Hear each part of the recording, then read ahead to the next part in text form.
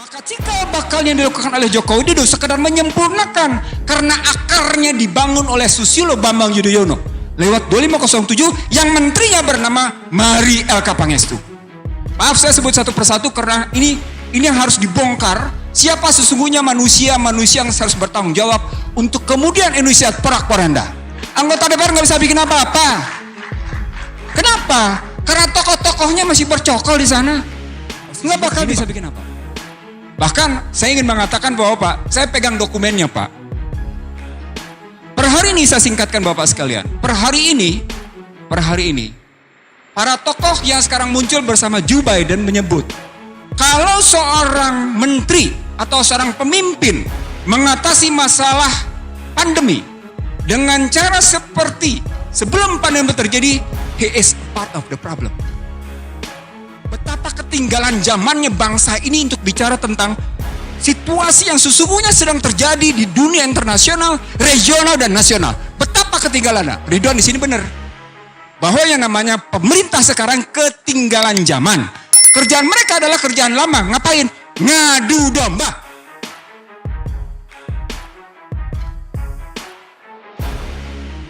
Bapak sekalian, yang pertama saya ingin menyampaikan kalau kita ngelihat kita terpecah cuma pada era Joko Widodo, rasanya kurang pas. Rasanya kurang pas karena dia dimulai dari tahun 56. Tepatnya sejak konferensi meja bundar berlanjut, kita diintervensi melalui dunia pendidikan. Bahkan sesungguhnya tentara diintervensi pada tahun 56 dengan didirikannya Seskogab dan Seskoat. Jadi kalau kita cuma melihat perspektifnya di era Joko Widodo, kurang pas. Tapi akar masalahnya sudah bermula dari KMB, diperkokoh pada tahun 56, diperkokoh lagi oleh mafia berkelit lewat Undang-Undang Nomor 1 Tahun 67 tentang penanaman modal, yang kemudian saya menyebutnya sejak saat itu sesungguhnya Indonesia mengidap 5I. 5I. Pertama, Indonesia bersedia diintervensi, dicampur tangani oleh kekuatan modal. Yang kedua, Indonesia bersedia diinvasi oleh kekuatan modal. Yang ketiga, Indonesia bersedia di posisinya diinfiltrasi, disusupi. Dan itu nampak. Yang berikutnya, Indonesia bersedia diintimidasi, kalau nggak ada modal asing lo nggak bisa ngebangun. Yang terakhir, Indonesia bersedia dimainkan nilai tukarnya lewat inflasi. Saya menyebutnya 5I. Dan itu tidak pernah bisa kita atasi hingga hari ini. Salah satu wujudnya adalah sejak kita membebaskan nilai tukar, walaupun asal muasalnya adalah managed floating, ngambang terbatas, dan kemudian free floating, hingga hari ini kita tidak pernah bisa berdaulat tentang nilai tukar. Kita tidak pernah bisa berdaulat. Baik, saya mulai dari kacamata saya yang 5I. Bapak Ibu sekalian, salah satu hal penting yang hendak saya sampaikan, mimpi dari Rekat, saya katakan mimpi dari Rekat, adalah butir kedua. Rekat menyatakan menciptakan Indonesia yang damai, sejuk, tentram, dan damai. Aman ceritanya. Tadi sudah dibahas oleh Mardhani Alisera tentang sejuk. Saya ingin mengatakan, secara legal struktural, legal prosedural, tidak mungkin Indonesia akan mencapai damai, sejuk, tentram, dan aman. Nggak mungkin. Mustahil. Seluruh peraturan perundang-undangan berbasis pada yang namanya kegaduhan. Seluruh perundang-undangan, sejaknya namanya reformasi. Saya bersedia membuka satu persatu, bahkan dalam sebuah kajian disertasi di Universitas Indonesia di Fakultas Hukum, ada sebutan sekitar kurang lebih 115 undang-undang dalam basis ekonomi yang sesungguhnya hanya mengandalkan pada persaingan bebas. Saya cuma 2 undang-undang yang saya sebut sebagai berbasis untuk kemudian Indonesia tidak pernah bisa berdaulat. Undang-Undang 2499 tentang lalu lintas nilai tukar dan sistem devisa, lalu lintas devisa dan sistem nilai tukar. Yang kedua adalah Undang-Undang 2507 yang hendak saya singkatkan saja. Bapak Ibu sekalian, pada Maret 2015, ini basis kenapa kemudian kita pecah. Pada Maret 2015, saya bersama Din Samsudin, Sri Edi Suasono, dan beberapa teman mengajukan gugatan ke Mahkamah Konstitusi untuk merontokkan dua undang-undang ini. Undang-Undang 2499 dan 2507. 2499 adalah luntas devisa dan sisi nilai tukar. 2507 adalah penanaman modal yang membongkar Undang-Undang 167. Sebelum saya lanjutkan ke peristiwa Maret 2015, menurut Bank Dunia, dengan basis Undang-Undang 2507 tentang penanaman modal, maka situasi perekonomian Indonesia di kebebasan investasi dan utang luar negeri mencapai sangat memuaskan. Itu penilaian Bank Dunia. Jadi Bank Dunia demikian puas dengan prestasi Indonesia yang membebaskan modal luar biasa. Kalau orang membahas Omnibus Law, terlepas dari 2507 adalah salah. Saya ulang Bapak sekalian, kalau orang membahas Undang-Undang Omnibus Law terlepas dari 2507 adalah salah. Karena basisnya adalah Undang-Undang 2507 yang memang di era SBY sudah membebaskan segala sesuatunya. Maka cikal bakal yang dilakukan oleh Joko Widodo sekedar menyempurnakan karena akarnya dibangun oleh Susilo Bambang Yudhoyono lewat 2507 yang menterinya bernama Mari Elka Pangestu. Maaf saya sebut satu persatu karena ini yang harus dibongkar. Siapa sesungguhnya manusia yang harus bertanggung jawab untuk kemudian Indonesia porak-poranda. Anggota DPR nggak bisa bikin apa-apa.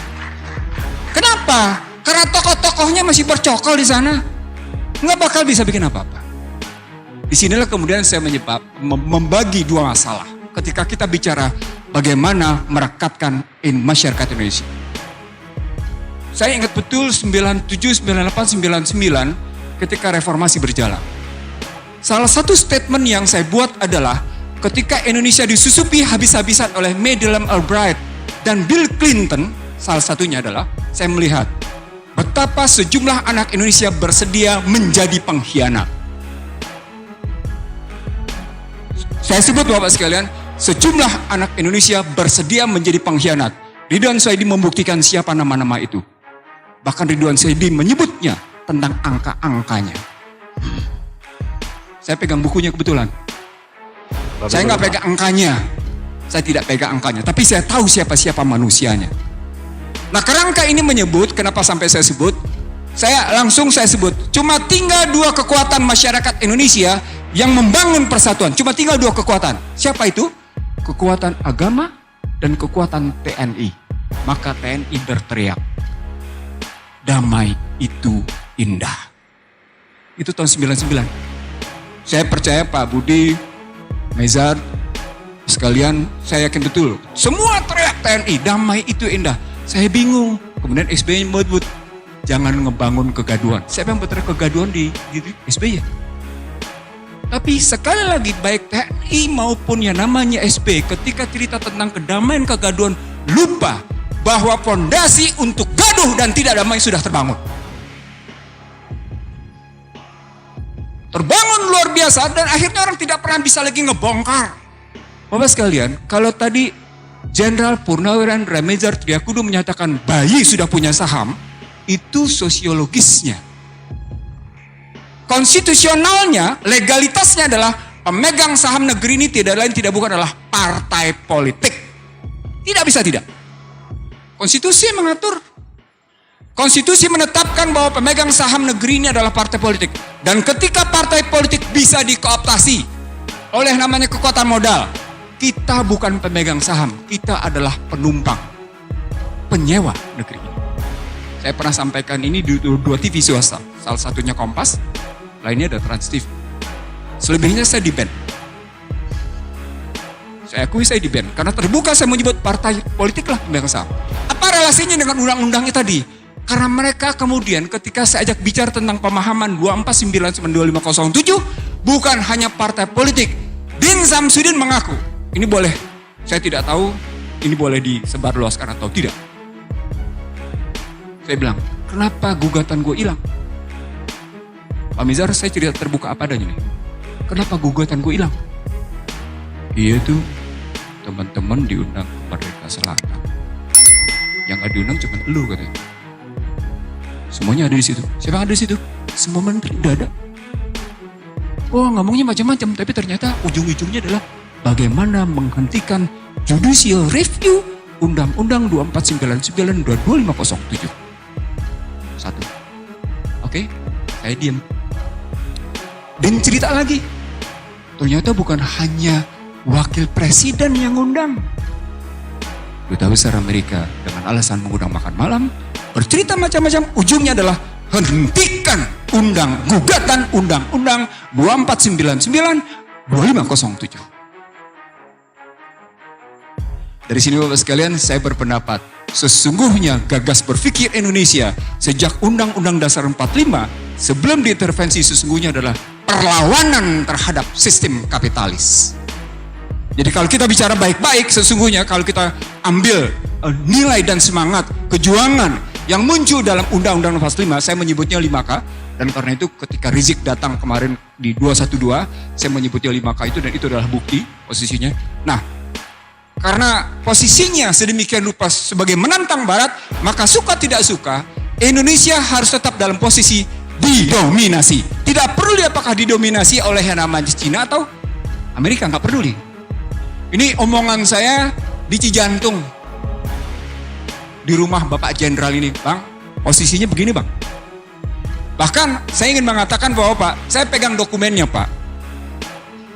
Per hari ini saya singkatkan Bapak sekalian. Per hari ini, para tokoh yang sekarang muncul bersama Joe Biden menyebut, kalau seorang menteri atau seorang pemimpin mengatasi masalah pandemi dengan cara seperti sebelum pandemi terjadi, he is a part of the problem. Sedih nggak, Pak? Jadi Washington sendiri melihat, andai kata seorang pemimpin katanya, atau seorang menteri menyelesaikan masalah pandemi seperti bagaimana mereka menyelesaikan masalah sebelum pandemi, dia itu bagian dari masalah tuh. Dia bagian dari masalah. Harus pahami itu katanya. Maka ketika Sri Mulyani bilang hari ini ngomongnya, saya ngutang seperti orang ibu rumah tangga, nggak punya duit, butuh ngutang. Itu dia bagian dari masalah. Itu bukan omongan saya, itu omongan pertama. Omongan kedua sebagai penutup, Bapak sekalian, saya cuma ngambil perspektif eksternal dan internal sedikit. Setelah yang namanya pergeseran dari bipolar ke multipolar, menjadi unipolar, balik ke multipolar, per hari ini namanya Washington sudah tidak lagi berpikir tentang multipolar. Mereka sudah mengambil pola quadripolar. Quadripolar adalah negara dikotakkan oleh 4 masalah. Puncaknya adalah VUCA. VUCA adalah volatile, uncertainty, kompleks, ambigu. Ujungnya adalah pandemi. Kalau Bang Ridwan tadi ngomongnya soal itu medis dan non medis, saya ingin mengatakan, no. Sorry, saya pakai masker karena saya menghormati Bapak Ibu sekalian. Tapi dalam perspektif saya, sebagaimana tulisan saya 27 Januari 2020, ini pekerjaan di mana pertarungan antara the smallest and the secret society belum selesai melawan Cina. Kalau cerita drone, ada 3 peristiwa penting drone terjadi. Pertama adalah bagaimana drone Amerika digusur habis-habisan, dibongkar di Laut Cina Selatan, dan Cina berhasil ngebongkar bahwa pesawat intai tanpa awak telah dilakukan oleh Amerika terhadap Cina. 1. Yang kedua, 2 kilang Saudi dihajar oleh kekuatan drone. Hanya permainan yang namanya cyber. Permainan cyber berikutnya lewat drone adalah dihajarnya Qasim Soleimani. Juga dengan drone, juga dengan yang namanya cyber. Pertanyaan saya, kenapa Amerika tidak memutuskan tingkat ketegian dirgantara sebagai batasan cyber? Saya ngomong jadi macam-macam di sini karena saya ingin mengatakan begini. Betapa ketinggalan zamannya bangsa ini untuk bicara tentang situasi yang sesungguhnya sedang terjadi di dunia internasional, regional, dan nasional. Betapa ketinggalannya. Ridwan di sini benar. Bahwa yang namanya pemerintah sekarang ketinggalan zaman. Kerjaan mereka adalah kerjaan lama. Ngapain? Ngadu domba. Pertanyaan berikutnya, kalau kita sadar mereka ngadu domba, kekuatan apa yang kita punya agar mereka tidak ngadu domba? Bapak sekalian, maaf, secara lehal ada 2 pernyataan yang mengganggu bagi saya. Pertama, dituangkan dalam RPJMN 2014-2019 bahwa ada kelompok yang melakukan sikap intoleran. Pertanyaan, siapa yang intoleran? Kenapa dituang dalam RPJMN? Kenapa dituang dalam RPJMN bahwa ada kelompok intoleran? Yang kedua, yang ketiga. Sekarang, kita ambil RPJMN 2024. Ada kelompok yang dinyatakan selalu berpikir tentang kegaduhan. Kalau itu dilihat dalam cerita sejarah, dia lupa. TNI ketika mempertahankan negeri ini, kerjasamanya adalah dengan umat Islam. Sama seperti ketika tahun 99, Baratlah yang menyatakan cuma tinggal dua kekuatan yang masih bisa mempertahankan Indonesia. TNI dan Islam. Setelah TNI, balik ini maaf ya karena ini omongan saya dengan beberapa tokoh jenderal sampai akhirnya di tempat bawah saya menggugat tentang Sabta Marga. Satu-satunya sipil saya gugat Sabta Marga di tempat Prabowo Subianto karena saya begitu risaunya saya melihat situasi. Kemarahan saya sebagai satu-satunya sipil di hadapan para jenderal itu dan mengatakan, kemana para tentara itu yang kemudian malah sibuk dengan kekuatannya sendiri. Ini beberapa jenderal bukan satu, 13 jenderal saya ingat betul. Saya bilang, Bapak sekalian, negeri ini dipertahankan oleh dua kekuatan. Kekuatan Islam, para ulama, dengan kekuatan TNI. Bahkan sampai dengan 99. Lalu ketika masuk ke dalam situasi sekarang, di mana Islam diobok-obok, TNI dikacaukan dengan cerita menurunkan baliho. Kok mau TNI nurunin jabatannya? TNI telah diturunkan jabatannya sedemikian rupa dari peta mempertahankan keamanan sampai akhirnya ikut bicara tentang ketentraman. Kok turun perannya? Bukankah itu menurunkan kelembagaan? Bapak sekalian, saya naikin sedikit. Maaf, saya naikin sedikit. Kita punya Unhan. Di mana posisi Unhan melakukan kajian-kajian strategis bahwa yang sedang terjadi adalah pemecah belahan. Maaf, telinga saya nggak dengar sama sekali. Saya sama sekali tidak mendengar Unhan, baik yang ada di Ponorogo maupun yang ada di Sentul, itu membahas tentang bagaimana perdamaian Indonesia. Dia sibuk bicara tentang perdamaian internasional, tapi dia tidak pernah sibuk perdamaian Indonesia. Itu yang namanya Unhan itu. Ini saya kritik karena beberapa profesornya saya tahu kerjaannya ngapain. Maaf, terus terang ada kemarahan dalam dada saya, begitu melihat situasi yang sedang terjadi. Nah, Bapak sekalian, sebagai penutup, kita tidak akan bisa mendekat dengan damai, sejuk, tentram dan aman selama sumber daya alam, produksi, distribusi, dan keuangan tidak sungguh-sungguh tunduk pada konstitusi. Ini ujungnya tidak akan pernah. Termasuk soal cyber. Saya belajar sedikit cyber dari sahabat saya, Profesor Marsudi. Ini suaminya Bu Retno. Saya harus umumkan, ini suaminya Bu Retno. Jadi nggak apa-apa, tapi saya tahu persis cara berpikir dia objektif.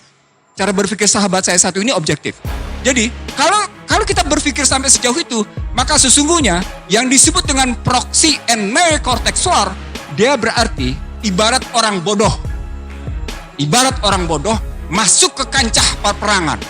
Dia punya senjata konvensional sampai dengan senjata paling mutakhir. Itulah neocortex war dan proxy war. Untuk orang tertentu orang-orang tertentu dia pakai senjata paling mutakhir. Bapak sekalian, saya tidak bicara di tempat ini. Saya bicara di lembaga penegak hukum. Joko Widodo sukses mengamankan dirinya lewat COVID-19. Itu saya sampaikan bulan Januari 2020 dan ternyata dilakukan. Apa artinya? Artinya sesungguhnya dia mengidap kegagalan. Sayangnya ketika pada Januari 2017 Rizik Muhammad Syihab mengundang untuk rekonsiliasi dan berdialog, hingga hari ini dia tolak. Saya tidak tahu apakah itu yang namanya Joko Widodo yang menolak atau timnya, saya tidak tahu. Tapi yang catatan saya sejak yang namanya Juni 2017 hingga hari ini sesungguhnya seorang Rizik Muhammad Syihab itu sesungguhnya itu mengundang untuk terbuka berdialog. Dalam dialog saya misalnya dengan Rizik misalnya di Mekah, ayo kita dialog untuk rekonsiliasi.